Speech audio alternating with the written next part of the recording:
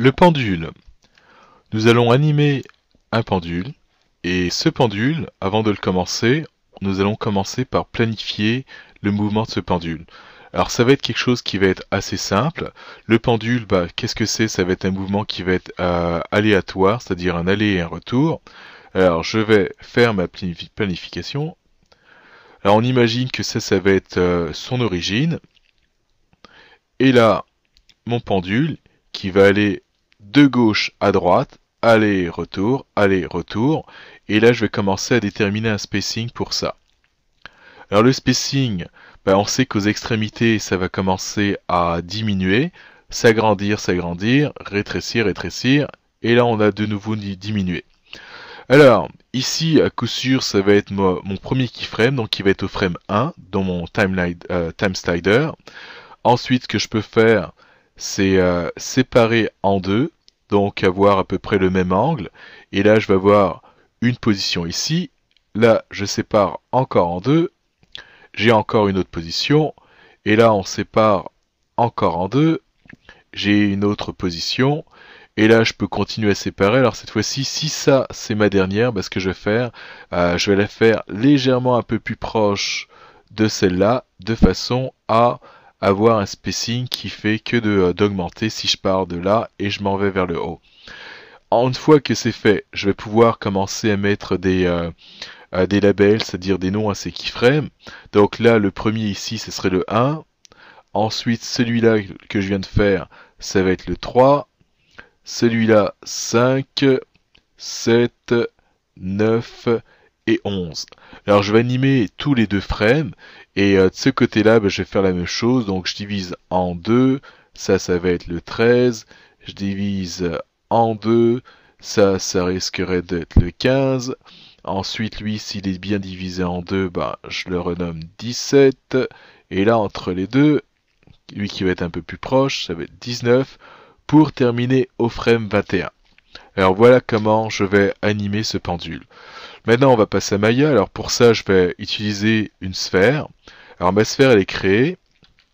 Ensuite, la sphère, je vais la descendre. Alors l'origine, pour moi, ça va être ici. Et maintenant, je vais faire un groupe. Edit Group, qui se trouve ici ou encore CTRL-G. Une fois que le groupe est fait, par défaut, avec les options par défaut, ça place le pivot ici à l'origine. Et je vais pouvoir animer ce pivot pour pouvoir bouger de gauche à droite. Alors je vais commencer par ma première clé d'animation. La première clé d'animation, la sphère, elle se trouve ici tout à gauche. Et en regardant les valeurs, alors ça j'en ai plus vraiment besoin, je vais le fermer. Ça va correspondre à moins 90 degrés. Alors c'est fait. Alors juste avant de faire mon premier keyframe, ce que je vais faire, c'est que je vais m'assurer que dans mes préférences, que mes tangentes sont en linéaire. Alors pour ça, je pourrais aller dans Window, Setting, Préférences, ou encore le bouton ici tout à droite du AutoKey, tout en bas à droite. Et là, je vais aller dans Animation, donc juste en tout setting. Et là, mes tangentes auto, je vais les placer à linéaire. Et là encore linéaire, save. Là c'est fait. Et là maintenant je peux commencer à faire ma première clé d'animation. Et je rappelle, c'est le groupe 1, c'est-à-dire le groupe qui est au-dessus de la sphère qui est animé. Ensuite on a vu que tout en bas c'était le frame 11. Alors je vais au frame 11. Et là j'ai juste à mettre à 0. Ici, c'est fait. Et là je fais un set key.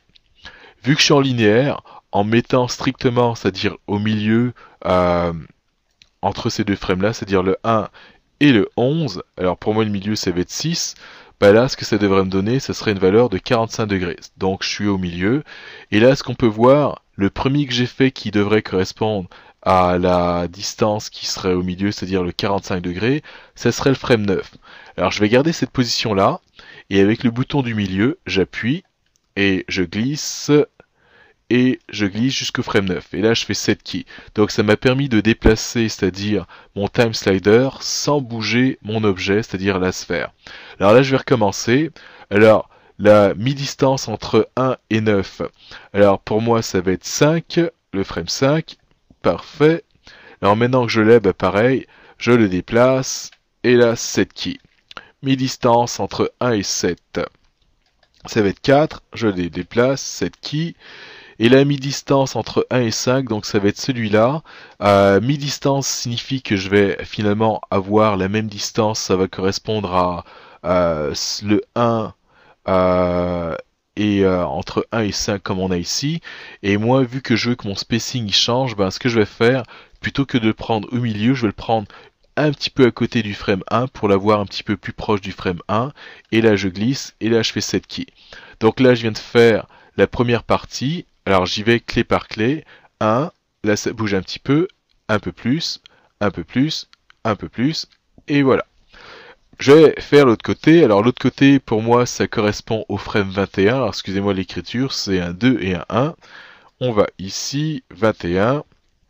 Et au frame 21, je veux que ma sphère soit là, donc ça correspond à 90 degrés ici. Donc set key. Et après, bah, je fais la même chose. Entre les deux, c'est le frame 16. Donc là, je suis au frame 16. Et ça, j'aimerais que ce soit ici pour le 13. Alors je glisse jusqu'au frame 13, set key. Là, pareil. Donc ici, ça va être la position du frame 17 que je glisse à 15. Ensuite, ici, ça va être la position du frame 18 que je glisse à 17. Et là, vu que je vais être entre les deux, je vais prendre celui qui est un petit peu plus proche du frame 21 et je le glisse set key. Là, on peut essayer, on va voir ce que ça donne. Alors, ça marche. La seule chose, c'est qu'il va falloir que je fasse le retour. Alors, pour le retour, bah, je peux faire exactement la même chose, donc je vais commencer à placer mes extrêmes. Alors pour mes extrêmes, en gros, ben, ça va me prendre 10 frames, donc du coup ici j'ai 11, là j'ai 21, et là bah, sans doute à 31, bah, je devrais placer ma sphère à cet endroit-là, et ensuite à 41, je devrais la placer ici. Alors ça serait une façon de faire, je pourrais procéder exactement de la même façon. Cependant, on va utiliser le Graph Editor pour pouvoir faire le reste. Alors, mon groupe est sélectionné. Je clique sur cette fenêtre pour avoir accès à mon Graph Editor. Et ce qui va m'intéresser, ça va être la rotation X, vu que c'est elle que j'ai animée. Alors, je vois à quoi ressemble ma courbe. La première chose que je vais faire, c'est que je vais afficher les courbes d'infini. Pour les afficher, je vais aller dans View, Infinity. Là, c'est fait. Et là, je peux voir avant ce qui se passait. Donc, du coup, si je me mettais, exemple, à moins 50 ici, je pourrais voir à moins 50 qu'est-ce que j'avais ici. Et apparemment, quand je suis à moins 50, il se passe rien du tout. Et pourquoi? Parce que j'ai une valeur constante qui est de moins 90 degrés, qui est constant jusqu'à l'infini. Alors là, je vais me remettre ça à 1, parce que j'ai pas besoin d'aller ici. Et là, on peut voir la même chose, l'infini en positif. Là, j'ai une valeur qui est constante de 90. Alors ça, je vais pouvoir le changer. Alors, en allant maintenant dans Curve, Pre-Infinity, c'est avant le premier keyframe, et Post-Infinity, c'est celui que je veux, qui va être après mon dernier keyframe, après celui-là. Alors, si je choisis linéaire, linéaire, ça correspond. Excusez-moi, je vais recommencer. J'ai pas linéaire que je vais choisir. Si je choisis constant, ça correspond à ce que j'ai par défaut, donc du coup, ça reste constant. Ensuite, si on choisit linéaire, on peut voir que de façon linéaire, la valeur elle fait que de monter. Ensuite, on va essayer le cycle, donc le cycle qui est là. Et lui, il fait que des cycles, donc du coup, là, je fais un aller en faisant ça. Et là, tout à coup, je me retrouve à la même valeur que j'avais au départ. Donc, du coup, ça signifierait que ma sphère, elle se remet à la position de départ et elle recommence. Alors, on peut essayer ça. Ça va pas être, on va dire, ce qu'on veut, mais on va voir ce que ça donne. Donc, je fais un aller et je fais que de revenir. Je pourrais même changer le temps, le mettre, exemple, à, je vais le mettre 1000 frames. Alors là, c'est vraiment exagéré. On peut voir que je continue et je fais que des allers. Alors, en gros, c'est pas ce que je veux. Alors on va essayer le prochain, alors Curve Post Infinity, cette fois-ci je vais prendre Cycle with Offset. Alors le bon ça va être Oscillate, mais on va voir ce que ça donne Cycle with Offset. Donc c'est fait, et là ce qu'on peut voir c'est que ça fait que de monter, donc du coup j'ai mon accélération, là ça va très vite, là ça ralentit, et là j'ai une valeur de 90 degrés. Et là on continue, donc mes valeurs font que de monter, donc j'y vais doucement, j'accélère, je ralentis, etc. Et ce qu'on va voir, c'est une sphère qui va se mettre à tourner, tourner, tourner. On va regarder ça. Je pourrais le faire dans cette vue-là, ça va être aussi bien. Et là, si je fais play, Et voilà ce que ça nous donne comme résultat, et c'est pas tout à fait le pendule qu'on veut. On retourne au Graph Editor, et cette fois-ci, je vais prendre ma rotation en X, Curve, Post, Infinity, et choisir Oscillate. Et Oscillate, comme on peut voir, il fait un aller, un retour, un aller, un retour. Alors c'est probablement ça que je veux, donc on va l'essayer. On va se mettre dans la vue de côté. Alors peut-être que je pourrais envoyer ça. Non. Ok, on va laisser là. Et là j'essaye. Et voilà. Donc j'ai le mouvement que je voulais, c'est-à-dire de pendule. À partir de là, ce que je pourrais faire, c'est utiliser Maya pour qu'il crée les keyframes que moi j'ai pas voulu faire. Alors je vais le faire. Alors de façon à rendre ça un petit peu plus clair, je vais effacer tous les canaux dont les valeurs ne varient pas dans le temps, donc les static channels. Alors pour ça, j'ai mon groupe qui est sélectionné et je vais aller dans Edit, Delete by Type et là Static Channel. Si jamais on prend Channel, ça efface toute l'animation. Alors là, je veux juste ceux qui ne bougent pas, Static. Là, c'est fait. Et là, on peut voir qu'est-ce qui me reste, ça serait juste la rotation X. Ensuite, on va trouver un moyen pour demander à Maya de faire tous les keyframes que je n'ai pas fait. Alors pour ça, là, le temps, je peux le réduire ici. Et sans doute, là, j'ai pris 10 frames, donc je m'attends à ce que le cycle soit complet peut-être au frame 41. Donc, 41. Ok, d'accord. Alors, je vais aller 41 ou 43. Bah, de toute façon, si c'est pas 43, enfin, ça m'a l'air d'être 41, mais on va faire 43 et dans le pire des cas, on effacera le frame 43 si jamais il convient pas. Alors, pour ça, là, j'ai toujours le groupe qui est sélectionné. Je vais aller dans Edit, Keys, Bake Simulation. Les options, je fais un reset. Alors, voilà ce qu'on a. Hierarchy, la hiérarchie, Selected or Below. Alors, Selected, ben, en gros, ça va faire un bake, donc faire des clés d'animation sur la node que j'ai sélectionnée. Dans mon cas, ça va être le groupe 1. Et si je choisissais Below, ça ferait sur cette node ainsi que tous ses enfants. Donc on imagine que sous mon groupe 1, j'ai en ce moment j'ai ma sphère qui est sous le groupe 1. Ça ferait aussi des keyframes sur la sphère. Selected, c'est ce qui me convient. Channel, All Keyable. Alors All Keyable, c'est simple, il va faire des keyframes sur tout ça, c'est-à-dire tout ce qu'on voit ici à droite dans le channel box. Et sinon, ce que je pourrais faire, c'est choisir From Channel Box, et dans le cas où je choisis ça, ça va être important pour moi que je lui indique lequel. Alors moi, ce qui m'intéresse, ce serait la rotation en X, alors donc je la sélectionne, et là, ça va lui indiquer qu'il va faire des keyframes juste pour la rotation en X.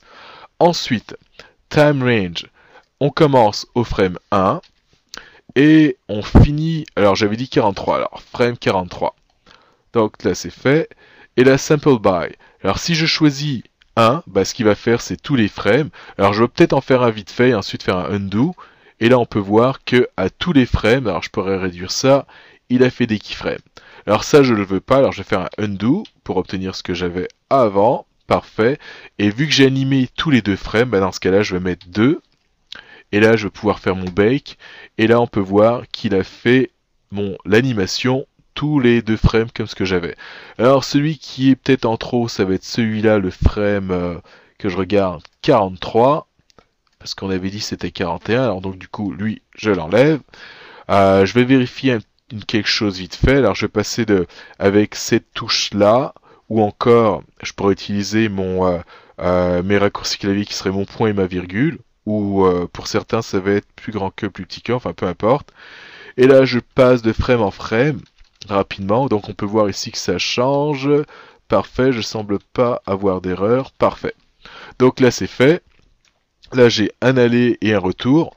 On va voir ce que ça donne. Un aller et un retour. Alors j'essaye ça encore. Et là, donc ça fonctionne. Alors je vais augmenter mon temps. Donc je pourrais commencer du frame 1 jusqu'au frame, par exemple 900, je sais pas combien ici. Et là on peut voir que ça fonctionne. Maintenant, attendez, je vais mettre ça au début, je vais faire jouer.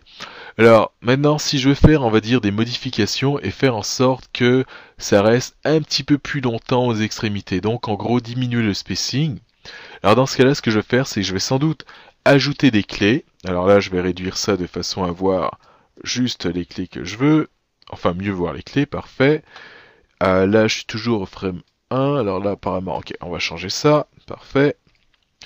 Alors, voilà ce que je vais faire. Entre 1 et 3, ici, je vais ajouter, on va dire, une clé de façon à créer un spacing entre cette partie-là. Je vais faire la même chose pour l'autre extrémité, qui va être, alors si je me trompe pas, alors 19 à 21, donc j'ajoute, et là quand on revient ici, 21 à 23 aussi, donc je vais en ajouter une ici et une ici. Je vais les faire tout de suite. Alors 7 keys, là j'avais dit ici 7 keys, et là on revient, je vais avoir encore une autre extrémité. Alors la base de temps, on va la changer un petit peu. Et là, ça va être entre 38 et 39. Je vais ajouter une clé. 7 keys. Ensuite, je vais réorganiser tout ça, c'est-à-dire, vu que j'avais animé tous les deux frames, je vais continuer d'animer tous les deux frames. Et là, j'aurai juste à déplacer toutes mes clés de façon à avoir toutes les deux frames. Donc là, je sélectionne tout ça, je déplace d'une clé, donc c'est fait. Ensuite, je prends tout ça, je déplace d'une clé, c'est fait. Donc là, c'est réglé pour cette partie-là. Maintenant, ici, il va falloir que je fasse la même chose pour cette partie-là. Donc, voilà, je déplace. Ensuite, je prends tout ça, je déplace. Donc, en gros, je suis en train d'ajouter finalement des keyframes pour que ça dure un petit peu plus longtemps. Et je vais diminuer le spacing pour que ce soit un petit peu plus lent aux extrémités. Alors, je fais ça. Et voilà. On continue. Alors il va m'en rester, ça c'est l'avant-dernière, elle est faite. Et là, le dernier keyframe, alors je le prends, alors là, si je fais ça, et voilà, ok, alors là j'ai un petit problème. Ok, donc c'est le petit problème que je pensais avoir tout à l'heure, il est là. Donc là j'ai le frame 45, et là on voit que ça m'indique 46.00, et je veux pas de 46.00, je veux vraiment que ce soit le 46. Comme là j'ai 45, 45.00. Donc j'ai des doubles keyframes en ce moment. Alors on va régler tout ça, ça va être assez facile à régler. Je vais dans le Graph Editor. On va zoomer aux endroits où il y a des problèmes. Et là voilà ce que j'ai. C'est-à-dire ça descend, et là j'en ai un ici et un autre ici. Alors lui le 45.00, sa valeur en fait c'est 44.996, et là j'ai 45. Alors on va régler ça. Alors il me suffit tout simplement d'en effacer un des deux, de préférence celui-là, c'est fait, et là je suis vraiment à 45. Ensuite ici qu'est-ce qu'on a? 45.996, on va changer ça, on va mettre 46. Donc là c'est parfait. Alors c'est pour ça que j'étais pas capable de le déplacer. Maintenant je vais pouvoir le déplacer. Alors une autre façon de faire, pour le déplacer, là je vais faire des undo.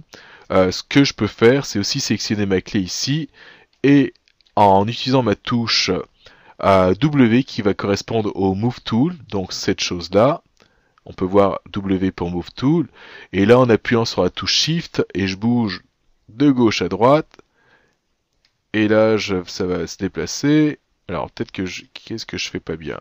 On va recommencer, donc je prends ça, ah ok parfait, donc 45, le 47 est là, et là je bouge, et là parfait, je viens de le déplacer.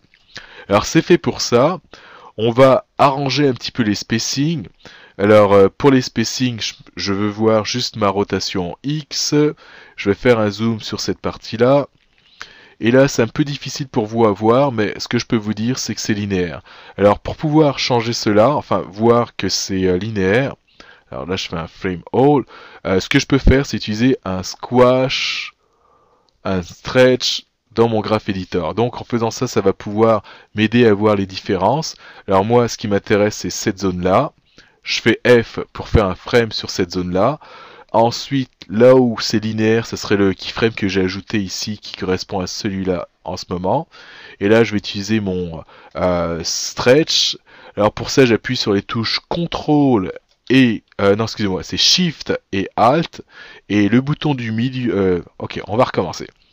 Shift et Alt et le bouton droit de la souris. Et là, je monte et je descends. Là, je suis capable de faire comme un stretch pour voir l'ensemble. Et là, on peut voir que ce point, cette clé et cette clé, elles sont toutes les trois alignées. Donc du coup, j'ai la même distance de là jusqu'à là et ensuite de là jusqu'à là. Ben, ça, je vais le modifier tout simplement en prenant ça et en déplaçant cette clé vers le bas. Alors c'est toujours la même clé les mêmes outils. Donc ici le Move Tool pour le W et là j'appuie sur Shift pour pouvoir être capable de déplacer soit haut ou bas ou encore droite et gauche. D'accord? Si jamais j'appuie pas sur Shift, bah là ce que ça va faire, c'est que je vais être capable de déplacer dans les deux sens, droite, gauche, haut et bas. Alors là, je vais le faire, donc on va activer ça. Ensuite, je vais chercher mon autre extrémité qui va être ici. Alors je vais avoir le même problème ici. Alors là, je peux utiliser mon stretch. Et là, on peut les voir. Là, c'est linéaire, là, c'est linéaire. Alors je prends ça et ça.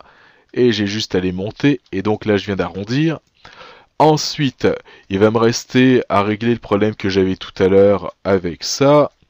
Alors pour ça, ça devrait être pas mal simple. Donc ces deux clés-là sont les mêmes. Celles-là, ça devrait être les mêmes. Ensuite, celle-là, j'ai 78-75. Et là, j'ai la même valeur, parfait. Ensuite, ici. Alors, il m'en reste 3. Alors, attendez, que je regarde ça bien, comme il faut. Donc ça, c'est sur la même ligne. Alors, 1, 2, 3. 1, 2, ok. On va en ajouter une autre. Alors, ça va correspondre à ça. Alors, moins 87, 188, ça ce sera la valeur que j'ai ici, CTRL C.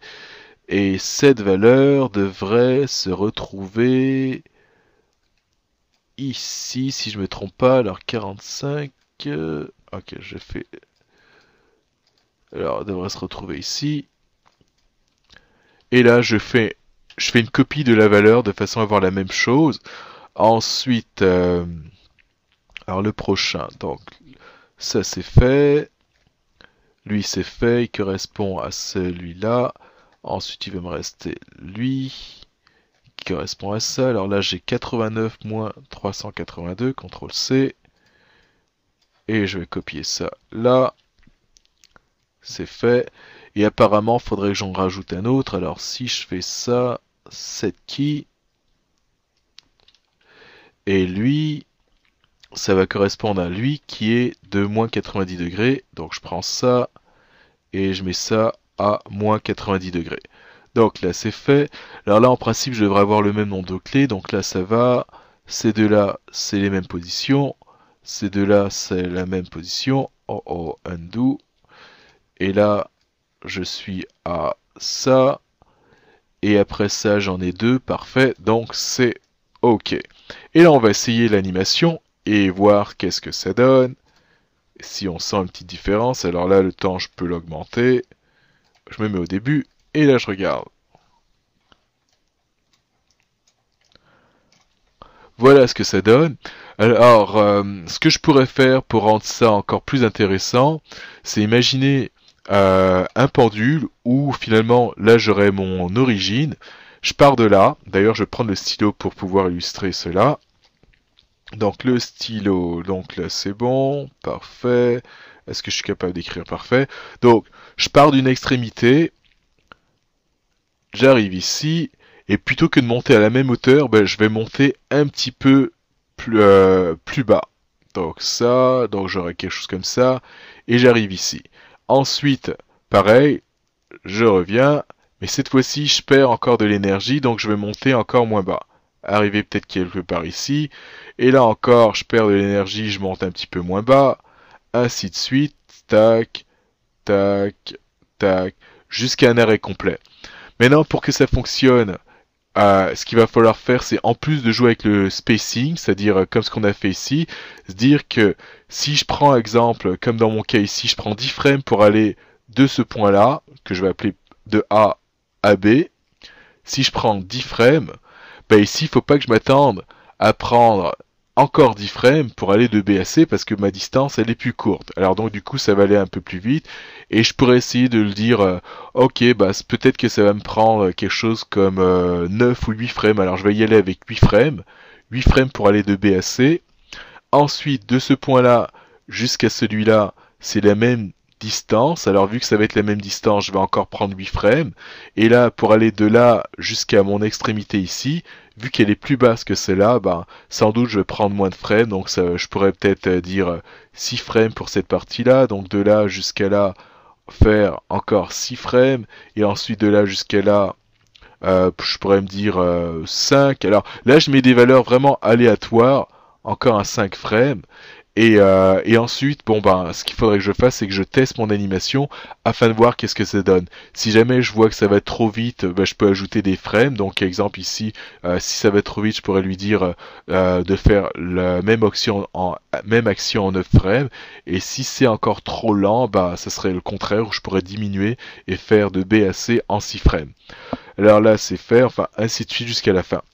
Alors, ça sera tout pour ce tutoriel, c'est-à-dire le pendule. Et j'espère que cela vous aidera. Donc je vous remercie et passez une bonne journée.